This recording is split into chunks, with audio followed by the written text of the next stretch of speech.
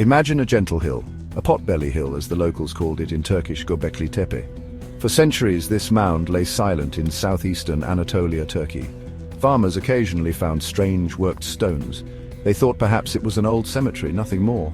Little did anyone know what slumbered beneath the soil. This was not just any hill, it was a secret. Patiently waiting for millennia, a secret that would eventually shake the foundations of our understanding of human history. A secret whispered on the winds blowing across the Anatolian plains, waiting for ears keen enough to listen.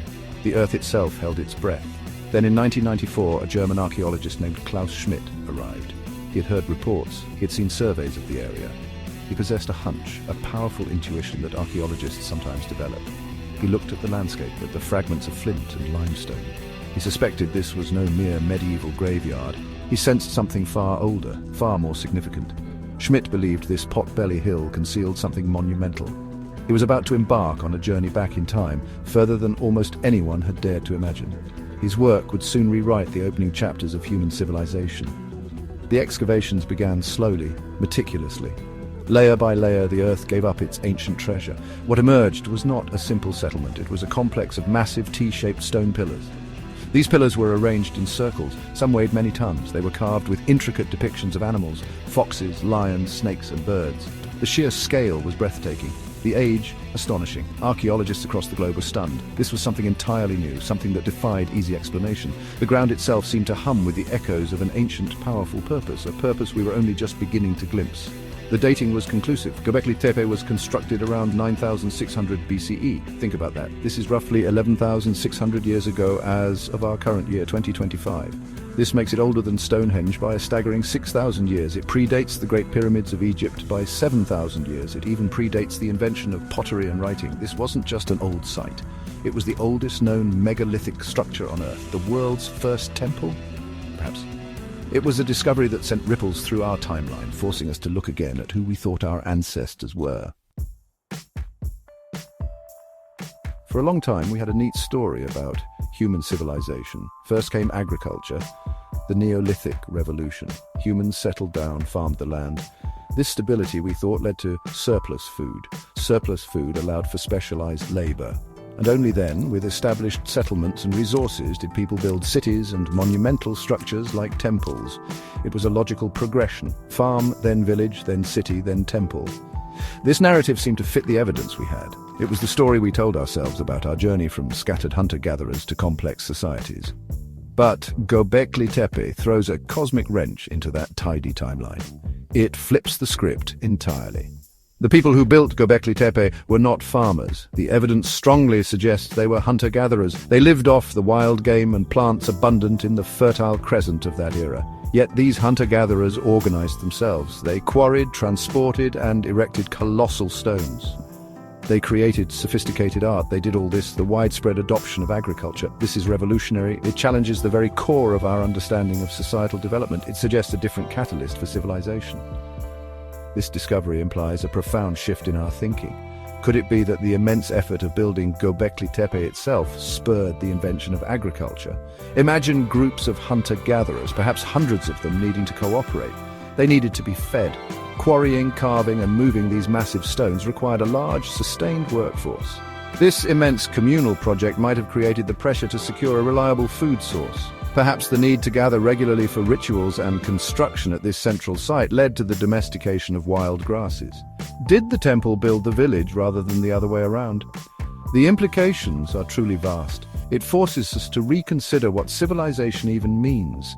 If hunter-gatherers could create such monumental architecture, with its implied social organization and shared belief systems, then our definitions might be too narrow.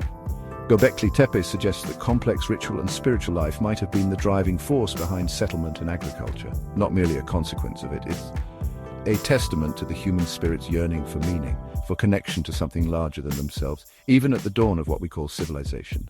It whispers of a time when belief may have paved the way for bread. Let's talk about these incredible structures. The most striking features are the T-shaped pillars. These are not small stones. Many stand up to 6 meters, nearly 20 feet tall. They can weigh up to 20 tons. Imagine the effort. These pillars were hewn from limestone quarries, some located hundreds of meters away. How did prehistoric people, without wheels or domesticated beasts of burden, move these monoliths? It speaks of incredible ingenuity and a highly coordinated workforce. These pillars are often arranged in large circular or oval enclosures, dozens of them uncovered so far, with many more likely waiting, and the carvings. These pillars are not blank slates, they are alive with art. Intricate, stylized reliefs of animals cover their surfaces. We see foxes, snakes, wild boars, gazelles, cranes, and vultures. There are also abstract symbols, their meanings lost to us. Some pillars feature depictions of what appear to be human arms and hands along their sides, suggesting the T-shape itself might represent stylized human figures. Were these ancestral spirits, deities, guardians of this sacred space? The artistry is sophisticated, showing a keen observation of the natural world and a powerful symbolic language. Each carving is a window into their world. The circular enclosures themselves are a marvel. Typically, they contain two larger central T-shaped pillars, surrounded by smaller pillars embedded in stone walls. What was their purpose? Were these open-air temples, sanctuaries for complex rituals, places for communal feasting and gathering? Some researchers have proposed they might have had astronomical alignments tracking celestial events.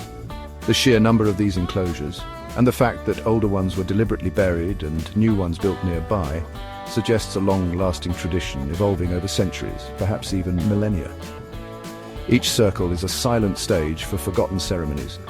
The level of skill and organization required is astounding. These were not the clumsy efforts of primitive people. The builders of Göbekli Tepe possessed a deep understanding of stonemasonry.